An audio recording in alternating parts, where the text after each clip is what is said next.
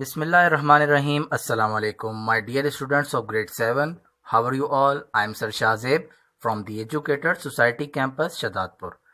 प्यारे बच्चों, आज हम रेवोल्यूशन ऑफ द अर्थ पढ़ने वाले हैं. तो स्टार्ट करते हैं. प्रीवियस लेक्चर में हमने रोटेशन ऑफ अर्थ पढ़ी थी. अर्थ मूवमेंट का हमारा ये चैप्टर चल रहा है, the earth movement. So start revolution of the earth. प्यारे बच्चों, सबसे पहले तो ये समझें कि रेवोल्यूशन ऑफ अर्थ जो है वो ज़मीन का सूरज के गिर्द घूमना है. रोटेशन में अपने गिर्द घूमती है लाइक लट्टू, मैंने आपको बताया था, और सूरज के गिर्द जो वो घूमती है तो उस मूवमेंट को कहा जाता है रेवोल्यूशन. ठीक, अब देखें ये जो पाथ है ना, इसका जो ऑर्बिट है जिस पर ये ट्रैवल करती है, जिस पर ये चलती है, हमारी ज़मीन चलती हुई जब सूरज के गिर्द घूमती है, इस ऑर्बिट को एलिप्टिकल पाथ भी कहते हैं. मतलब बेजवी, उर्दू में कहते हैं बेजवी शेप. मीन्स जैसा एग होता है ना, अंडा, उसकी शेप का एक रास्ता है. अगर हम एग को ड्रॉ करें तो इसी तरह का एक पाथ बनेगा. ठीक, तो ये बिल्कुल गोल नहीं है.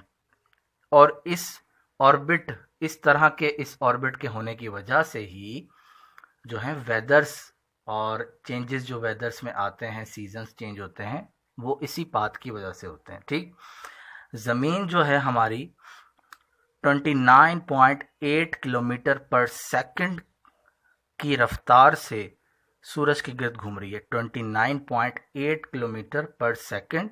और अगर इसको आवर में कहा जाए, एक घंटे के हिसाब से कहा जाए, तो 1 लाख किलोमीटर फी घंटा, 1 लाख किलोमीटर फी घंटा की रफ्तार से ज़मीन सूरज के गिर्द घूम रही है.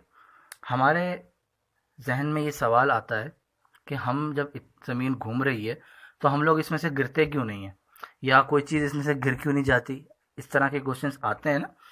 अब इसकी मिसाल मैं आपको ऐसे देता हूँ कि आप जब ट्रेन को, कोई मूविंग ट्रेन, जब हम ट्रेन को चलते हुए देखते हैं, अगर हम बाहर हों ट्रेन से और हम सिर्फ ट्रेन को देख रहे हैं चलते हुए, तो हमें यही फील होता है कि ये इतनी तेज़ ट्रैवल कर रही है, तो इसके अंदर के लोग जो हैं वो तो उछल रहे होंगे, हिल रहे होंगे ना. लेकिन जब आप ट्रेन के अंदर बैठते हैं तो आपको कुछ भी फील नहीं होता. हम इजीली आराम से बैठे होते हैं, ट्रैवल कर रहे होते हैं. तो यही एक इसी तरह की एग्जाम्पल है कि हम ज़मीन में भी हम इस तरह हैं कि ज़मीन ट्रैवल कर रही है और हम लोग नॉर्मली अपनी लाइफ गुजार रहे हैं. अच्छा, स्पीड का मैंने आपको बताया. उसके बाद अब ये जब ऑर्बिट के गिर्द घूमती है तो एक पॉइंट आता है जब ये हमारी अर्थ सूरज के बहुत करीब हो जाती है. ठीक, और इस करीब होने को कहा जाता है पेरीहिलियन. और जब ये करीब हो जाती है तो इसका फासला सूरज से 147.3 मिलियन किलोमीटर हो जाता है. 147.3 मिलियन किलोमीटर. और जब जिस दिन ज़मीन सबसे करीब सूरज के होती है वो है दिन 3 जनवरी. और फिर जब ज़मीन इसी एक्सिस पर ट्रैवल करते हुए सूरज से दूर होती है, तो जब फार अवे, दूर चली जाती है, तो इसको कहा जाता है एफिलियन. ठीक, और ये दिन आता है 4 जुलाई को. ठीक है, और 152 मिलियन किलोमीटर दूर चली जाती है ज़मीन सूरज से. और जब ये ज़मीन करीब होती है पेरीहिलियन पर, तब इसकी रफ्तार, इसकी स्पीड में कमी आ जाती है because of sun gravitational force. And जब वो दूर चली जाती है तो ऑब्वियसली स्लो मूव करती है, जिस तरह मैंने बताया 29.8 किलोमीटर पर सेकंड. ठीक है बेटे, तो ये तो था थोड़ा सा इसके फैक्ट्स मैंने आपको बताया, इसकी मूवमेंट में क्या क्या चीज़ें इस तरह हैपन्स हो रही हैं. ठीक, और आगे हम चलते हैं तो ज़मीन का ये जो पूरा एक चक्कर है, ये 365 डेज, 5 आवर्स, 48 मिनट्स, 45.51 सेकंड्स में कंप्लीट होता है. ठीक, लेकिन रफली हम इसे 365 डेज 6 आवर कह सकते हैं।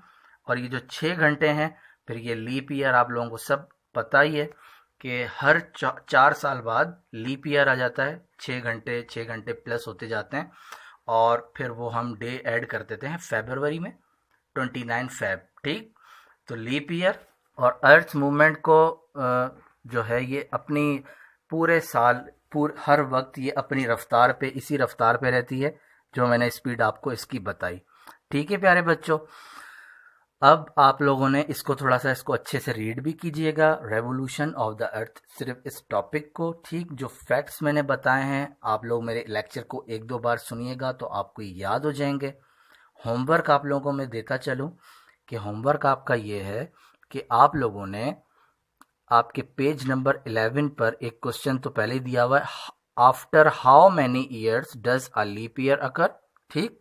एक तो ये क्वेश्चन, और दूसरा आप लोगों को जो मैंने कुछ बातें बताई अपने लेक्चर्स में, आपने सिंपल एक या 5-6 लाइंस का एक छोटा सा पैराग्राफ या 6-7 लाइंस का लिखना है, जिसमें आपने अपने वर्ड्स में रेवोल्यूशन ऑफ द अर्थ को डिफाइन करना है, ठीक है प्यारे बच्चों। तो बस आज के लिए इतना ही, इंशाल्लाह आपसे मैं अपने नेक्स्ट लेक्चर में मिलूँगा और मज़ीद हम इसके बारे में पढ़ेंगे। तब तक के लिए आप मुझे दीजिए इजाज़त, अपना बहुत सारा ख्याल रखिएगा, स्टे होम, स्टे सेफ।